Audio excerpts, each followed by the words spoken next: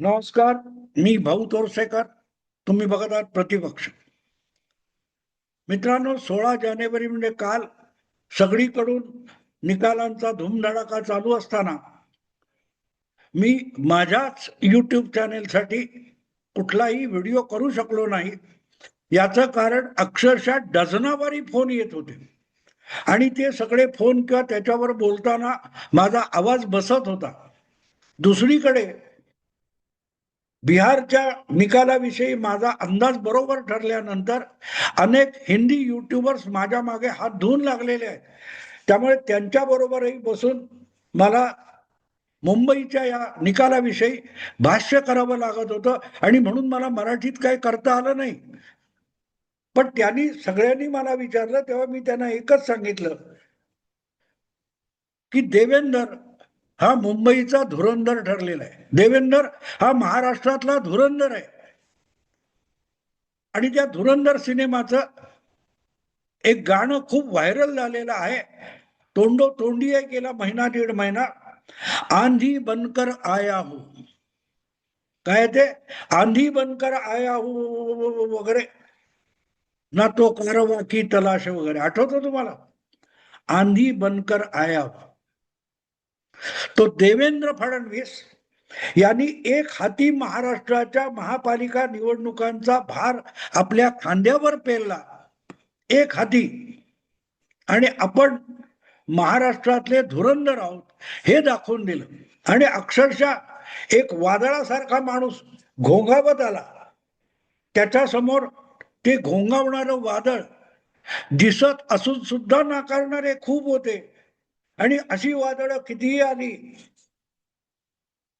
तरी ठाकरे ब्रँड त्यासमोर भुईसपाट होणार नाही, अशा डरकाळ्या फोडणारे सगळे पत्रकार, विश्लेषक, संपादक त्या वादळाने भुईसपाट करून टाकले. 16 तारीखला मतमोजणी सूर्यास्ताबरोबर संपत आलेली असताना त्याच ठाकरे ब्रँडच्या सेल्समन पत्रकारांना उद्धव ठाकरे कुठे कसे चुकत गेले याचं विश्लेषण करायची नामुष्की आली. मुद्दा असा आहे की देवेंद्र फडणवीसांनी उद्धव ठाकरेंना, राज ठाकरेंना किंवा ठाकरे ब्रँडला जमीनदोस्त केलेलं नाही. देवेंद्र फडणवीस हे गेल्या 10 वर्षापासून महाराष्ट्रात आपल्या पक्षाचं नेतृत्व आपल्याकडे घेतल्यापासून पक्षाचा विस्तार आणि पक्षाचं जनमानसातलं स्थान पक्क करण्यासाठी अहोरात्र काम करतायत. आणि त्यातली दुसरी बाजू अशी की उद्धव ठाकरे किंवा शरद पवार हे महाराष्ट्रातले दोन फडणवीसांचे प्रतिस्पर्धी हे आपल्या पक्षाची ताकद वाढवण्यापेक्षा फडणवीसांना संपवण्याचे डावपेच खेळत बसले आणि त्या डावपेचामध्ये इतके गुरफटून गेले. ही लढाई करताना आपण सबळ असलं पाहिजे, आपली शक्ती जास्त असली पाहिजे आणि म्हणून शक्ती संपादन केली पाहिजे, वाढवली पाहिजे, त्यासाठी संघटनात्मक बळ उभं केलं पाहिजे. हे उद्धव ठाकरे आणि शरद पवार विसरून गेले. डावपेच आवश्यक असतात, राजकारणात असो किंवा कुठल्याही मोठ्या स्पर्धेमध्ये, सामन्यामध्ये डावपेच आवश्यक असतात, रणनीती आवश्यक असते. पण ती रणनीती अंमलात आणण्यासाठी एक बळ लागतं, शक्ती लागते. ती शक्ती कमवावी लागते, ती बाजारात विकत मिळत नाही. फडणवीस एकाच वेळेला सरकार चालवत होते, संघटना वाढवत होते आणि डावपेच पण आखत होते. दुसरीकडे त्यांचे प्रतिस्पर्धी शरद पवार आणि उद्धव ठाकरे नुसतेच डावपेच खेळत होते. आपली लाईन मोठी करण्यापेक्षा फडणवीसांची लाईन लहान करण्याकडे यांचं लक्ष होतं. मित्रांनो, आता ही जी काही निवडणूक होती ही चालू असताना ज्या वेळेला बिहारमध्ये नुकतीच निवडून आलेली भारतीय जनता पक्षाची सर्वात तरुण आमदार आणि प्रसिद्ध लोकगायिका मैथिली ठाकूर ही मुंबईत आली होती, प्रचारासाठी आली होती, भाजपच्या प्रचारासाठी आली होती. आणि भाजपच्या प्रचारासाठी आली असताना कुठल्या तरी चॅनेलच्या एका रिपोर्टरने तिला गाठली आणि तिच्या प्रतिक्रिया मागितल्या होत्या.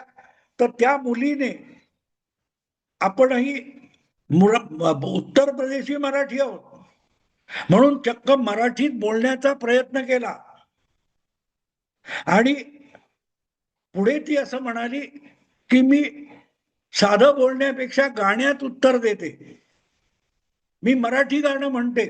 असं म्हणून तिने जे गाणं म्हटलं ते गाणं या सगळ्या महापालिका निवडणुकांचा अर्क आहे, सार आहे. मैथिली ठाकूरने त्या चॅनेलच्या रिपोर्टरशी बोलताना सांगितलं, मनी नाही भाव आणि देवा मला पाव. हे खूप जुनं गाणं आहे, 40-50 वर्षापूर्वीच एक आपल्याकडचं लोकगीत आहे. मनी नाही भाव म्हणे देवा मला पाव, देव अशानं पावायचा नाही र, देव बाजारचा भाजीपाला नाही र. आणि हे त्या मुलीने म्हटलेलं गाणं आणि मलाही जुने दिवस आठवले. तर मला लक्षात आलं की या मैथिली ठाकूरने जे मराठी गाणं या प्रचार काळामध्ये एका चॅनेलला प्रतिक्रिया देताना बोललं, तेच या निवडणुकीच्या निकालांचं सगळ्यात मोठं सार आहे. ज्या पद्धतीमध्ये सगळे विरोधी पक्ष, राज्याचे मुख्यमंत्री देवेंद्र फडणवीस उर्फ देवा भाऊ याला सतत टार्गेट करत होते, लक्ष करत होते, त्याने बाजी मारून दाखवली. हे लोक देवा भाऊला की झाड की पत्ती भाजीपाला समजत होते. देवेंद्र भाऊंना देवा भाऊ म्हणतात आणि योगायोगाने त्या गाण्यामध्ये देवा भाऊ, देवा बाजारचा भाजीपाला नाही र, हे शब्द आलेले आहेत. जे मैथिली ठाकूरला कळलं, अमराठी असून, मराठी भाषी नसून ते मराठीचा अभिमान अभिमान अभिमान बोलणारे आहेत, त्यांना सुद्धा कळलेलं नाही की मनी नाही भाव आणि देवा मला पाव. म्हणजे आम्हाला निवडणुकीत विजयी कर, मराठी माणसा आम्हाला विजयी कर, मराठी वाचवायचे, मुंबई वाचवायची. पण मुंबई वाचवण्यासाठी मुंबईवर खरं प्रेम पाहिजे, मुंबई विषयी आस्था आणि आपुलकी पाहिजे. भाव म्हणजे काय, मनी नाही भाव म्हणजे काय, मनामध्ये देवाविषयीची जी भक्ती आवश्यक आहे ती भक्ती असेल तरच देव तुम्हाला दर्शन देतो आणि देव तुम्हाला पावतो. मग तो नावाचा देवा भाऊ असेल किंवा खराखुरा ईश्वर असेल, त्या ईश्वरावर तुमचा विश्वास आणि श्रद्धा असेल तर तो जरूर पावतो. पण मनी नाही भाव आणि देवा मला पाव, तो कसा पावणार? निकाल बघितले की कळतं की मराठी मराठी मराठी म्हणून टाहो फोडणारे होते, त्यांना त्याच मुंबईने झिडकारलं.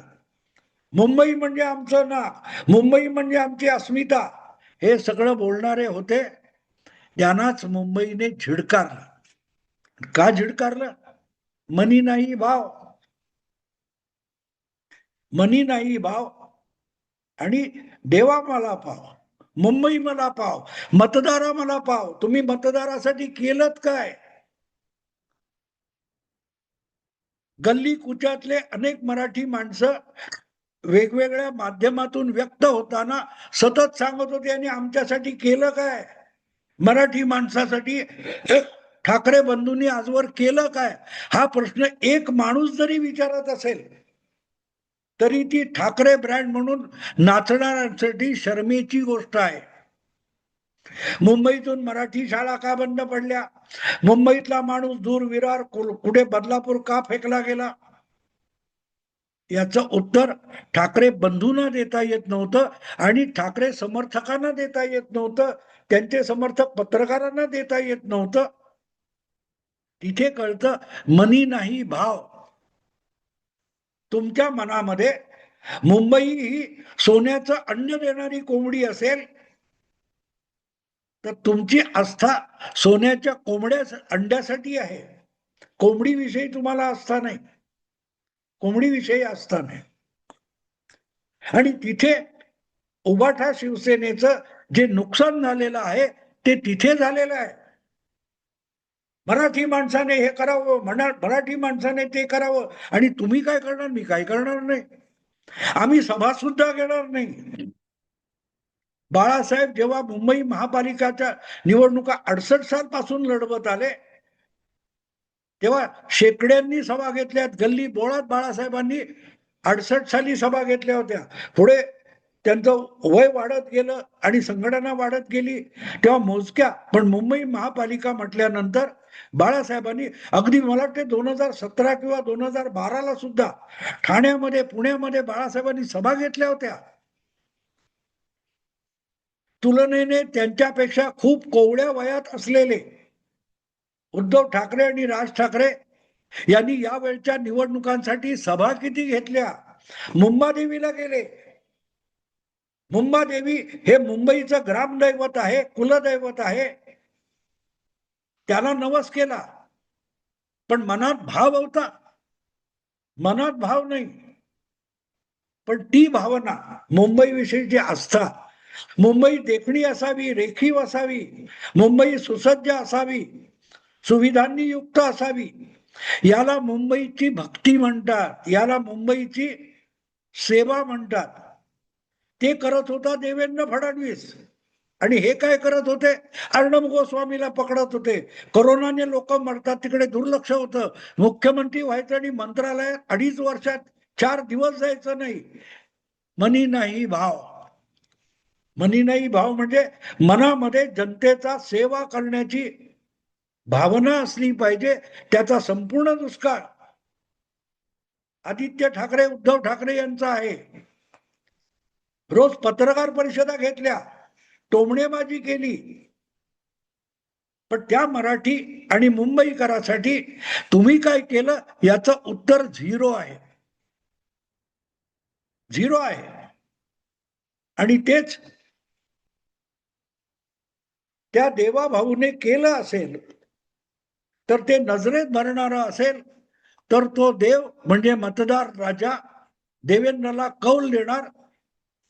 हे कोणा भविष्यवेत्याने सांगण्याची गरज नाहीये, पण ते झालं.